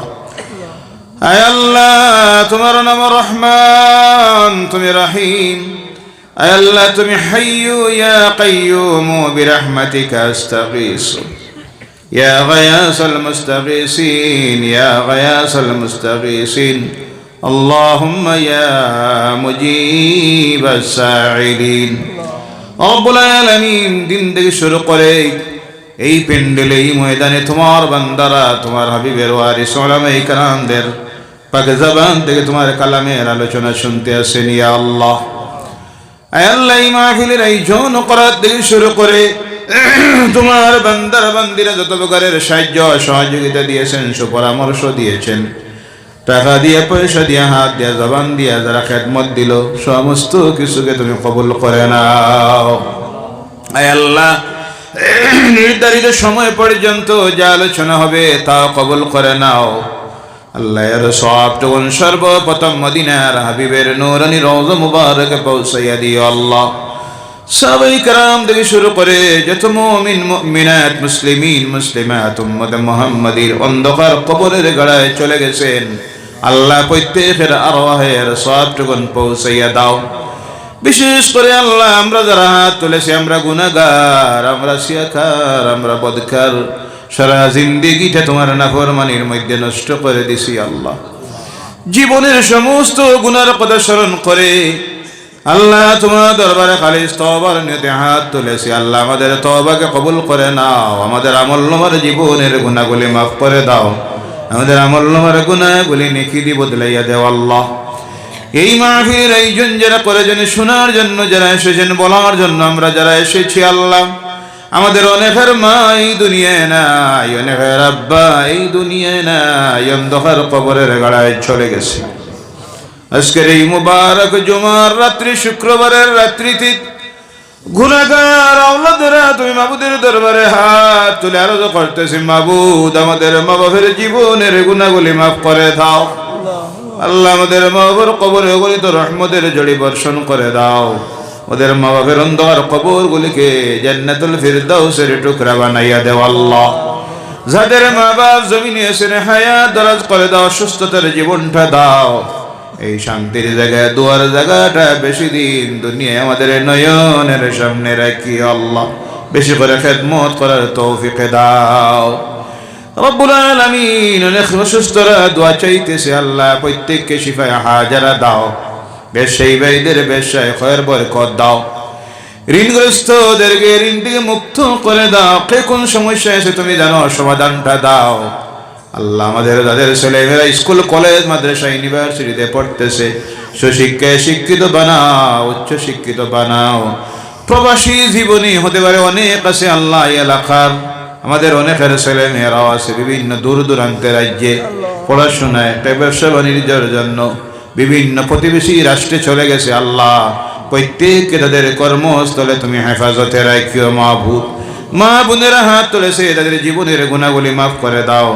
খাস করে আল্লাহ প্রত্যেকটা মুসলমান নরনারীকে 5টা ওয়াক্তের নামাজি বানাইয়া দেও আল্লাহ রব্বুল আলামিন। তোমার দরবারে খাস করে আরজ করতেছি, আমাদের গুনার কারণে আর জালিম শাসকদেরকে দিয়ে আমাদেরকে জুলুমের শিকার বানাইও না আল্লাহ। তোমার কাহারিয়তের হাত দিয়া জালিমদের হাতটাকে তুমি ধরে নাও। এই কঠিন সময় আমাদেরকে হেদায়েতের রাস্তায় ফিরাইয়া আনো আল্লাহ। ঐক্যবদ্ধ একটা জাতি বানাইয়া দেও রব্বুল আলামিন। রাজনীতিতে জড়িত যারা দোয়া চায় আল্লাহ, প্রত্যেককে তুমি আরো বড় বড় পদে নির্বাচিত করো, যাতে করে সমাজের কওমের খেদমত করতে পারেন ইয়া আল্লাহ। আল্লাহুম্মা আইজ্জাল ইসলাম ওয়াল মুসলিমিন واخذل الكفرة والمبتدعة والمشركين واليهود والنصارى اللهم شتت شملهم اللهم مزق جمعهم وخالف بين كلمتهم يا الله ربنا ظلمنا أنفسنا وإن لم تغفر لنا وترحمنا لنكونن من الخاسرين ربنا آتنا في الدنيا حسنة وفي الآخرة حسنة আয় আল্লাহ ইয়া রহমান রাহিমিন। আজকের মাহফিলের প্রধান অতিথি বিশিষ্ট আলিমউদ্দিন আল্লামা সাহেব কিবলায়ে বাসটিন্ডির হায়াতকে দরাজ করে দাও, শিফায়ে কামিলা শিফায়ে হাজারা নসিব ফরমাও আল্লাহ। আরো বেশি দিন এই জমিনে তোমার দিনের খেদমত করার তৌফিকটা দেও ইয়া আল্লাহ। সুবহান রাব্বিকা রাব্বিল ইজ্জাতি আম্মা ইয়াসিফুন ওয়া সালামুন আলাল মুরসালিন ওয়ালহামদুলিল্লাহি রাব্বিল আলামিন। আমিন। আসসালামু আলাইকুম।